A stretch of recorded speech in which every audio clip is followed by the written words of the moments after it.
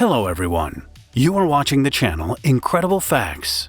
Amidst the chaotic withdrawal of American forces from Saigon in April 1975, a young man in the South Vietnamese Air Force, Tinh Nguyen, peered out from a bunker at Tan Son Nhut Air Base. The airfield had been under North Vietnamese mortar fire all night, and more than 100 aircraft have been destroyed.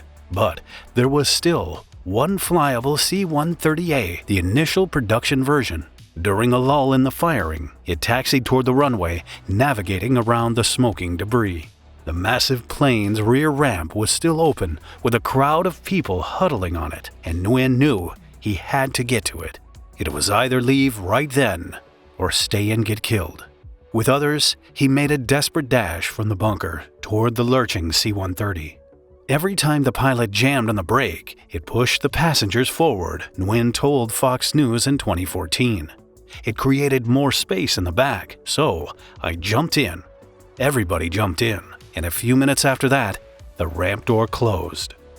Designed to carry only 90 paratroopers, the Hercules belly was bursting with far more people than that. Its lone pilot, a VNAF major, pushed all four Allison T-56 turboprops to full throttle and began his takeoff down the 10,000-foot runway. At the opposite end of the runway, the airplane still hadn't taken wing. But in the runway's 1,000-foot overrun, the C-130 staggered into the air. After a harrowing flight, it touched down 3.5 hours later at Nhut Royal Thai Air Base, southeast of Bangkok. On the ramp, American personnel were visibly surprised as they watched 452 people disembark. With Herculean effort, the C-130 had lifted more than 20,000 pounds above its operational limit. The C-130 had been a lifesaver during its 6-decade history. It's been a deathbringer too. With a squat stance, bulbous nose, 4 big turboprop engines, and a massive fuselage, the C-130 cruises at a relatively modest 290 to 320 knots. Lockheed dubbed it Hercules, after the mythological hero known for his strength and courage. The name fits the company's tradition of naming aircraft after celestial constellations, along with the P-2V Neptune and P-3 Orion. Compared to high-profile jet fighters like the F-22 Raptor or F-35 Lightning II, the Hercules looks like a bloated throwback. But what it lacks in sleekness, it more than makes up for in its heart. Like the A-10 Warthog, it's the Hercules' awesome capability that makes it a total badass. Simply put, the C-130 is a do-anything aircraft, and its service record shows it. Lockheed says the C-130 has flown at least 100 different missions in its 69-year-old life, including its most recent return to the military limelight. On April 13th, an MC-130 dropped the largest conventional bomb ever used in combat, the GBU-43B Massive Ordnance Air Blast, or MOAB, or Mother of All Bombs, on an Islamic State tunnel complex in Afghanistan's Nangarhar province. The MC-130's crew released it from the rear cargo ramp using a drag chute, a procedure that dates back to before the Korean War. Indeed, that conflict is where the C-130 was born. During that war, the Air Force recognized it had no airplane capable of airlifting combat troops over medium distances to short, austere airfields. In 1951, Boeing, Douglas, and Fairchild presented alternative proposals, but ultimately the U.S. Air Force chose Lockheed's design. Willis Hawkins, who would go on to design the Corona satellite, Polaris missile, and M1 Abrams tank, created the winning design and described the C-130 in a mere 110-page document. Compared to Lockheed's 2,500-page F-35 proposal, the C-130 write-up is a breezy read.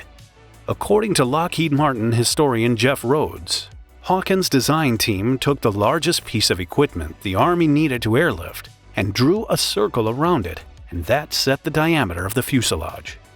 As for the fuselage's 40-foot length, its inspiration came from somewhere else entirely. The basic C-130, aft of the cockpit and before its ramp, is the length of a railroad boxcar, Rhodes says.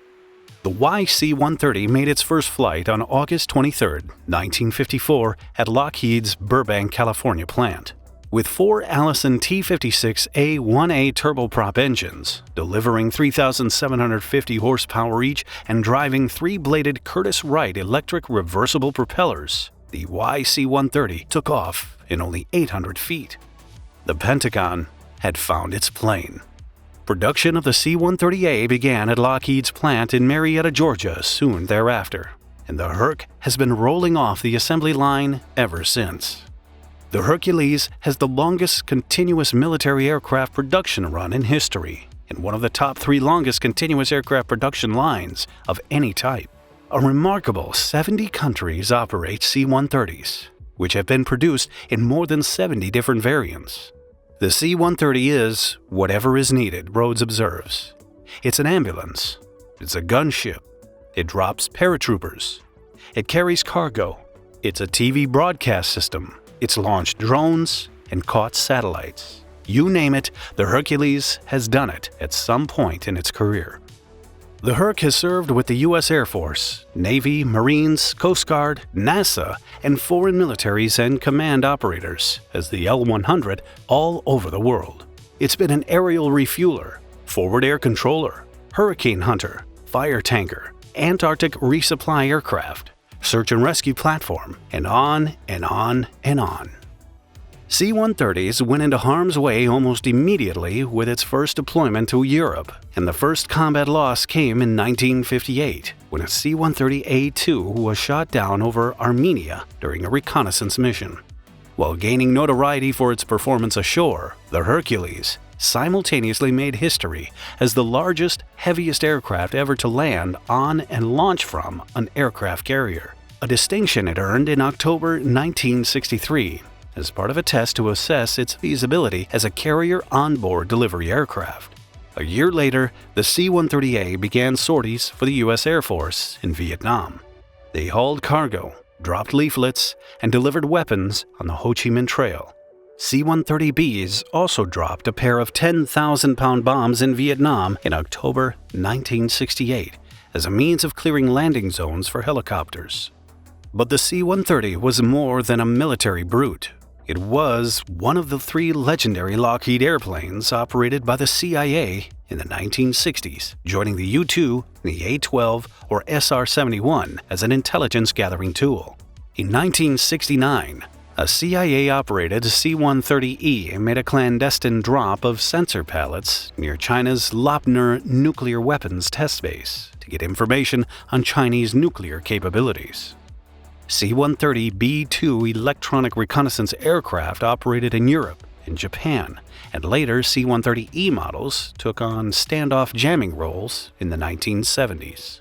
In one of their more surprising roles, Special EC-130E Commando Solo Hercs transmitted radio and TV broadcasts several hours a night over Iraq as part of psychological warfare campaigns as a prelude to the 1991 Persian Gulf War and 2003 Iraq War. The AC-130 gunship is renowned for its ability to protect special operations troops on the ground from Vietnam all the way up to the recent Afghanistan War, with lethal 20mm, 30mm, and 40mm cannon, and even 105mm howitzer, as well as additional smart bombs and missiles. In fact, one single AC-130 helped stop a southbound Iraqi armored column during the Battle of Khafji in 1991. But the Herc was also central to rescue missions, whether dramatic hostage situations like the successful 1976 Israeli raid on Entebbe or the failed 1980 Iranian hostage mission, and has saved countless lives on land and at sea with the Coast Guard.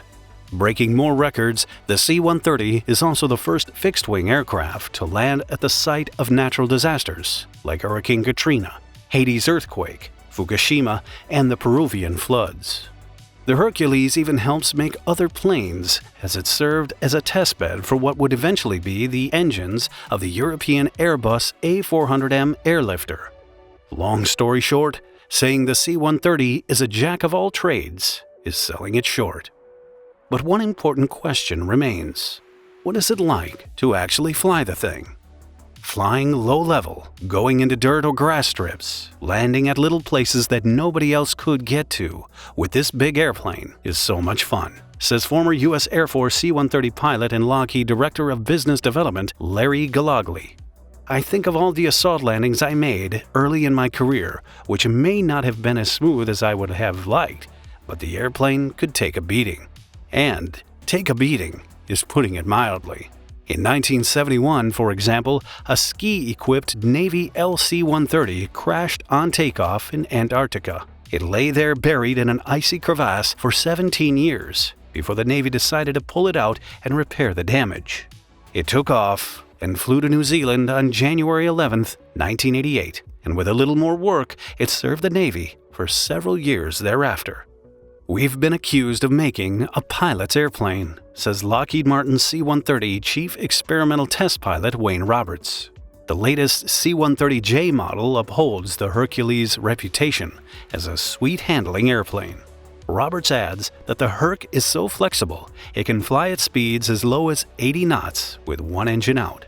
With its digital cockpit, automated flight systems management, 6-blade Dowty propellers, and Rolls-Royce AE 2100D3 turboprop engines, the latest C-130J enjoys 1/3 better range, 15% better fuel efficiency, and 25% more thrust than legacy A-H models. New features from a sophisticated heads-up display to optional carbon brakes and upcoming next-gen radar make the C-130 more effective than ever before. The J model Hercules is taking on nearly all the roles of its predecessors. The new AC-130J gunship will not only carry a 105mm howitzer, it will have the first significant airborne lasers. But just in case you're still not convinced of the C-130's badass nature, just ask Tinh Nguyen about the hulking, do-everything aircraft that saved his life. This is a magnificent machine. The sound of the engines, the look of the airplane, it will be in my mind forever. What are your thoughts on the C-130 Hercules? Let us know in the comments below. If you enjoyed this video, don't forget to give us a like and subscribe to Military World to get our latest videos straight to your notifications.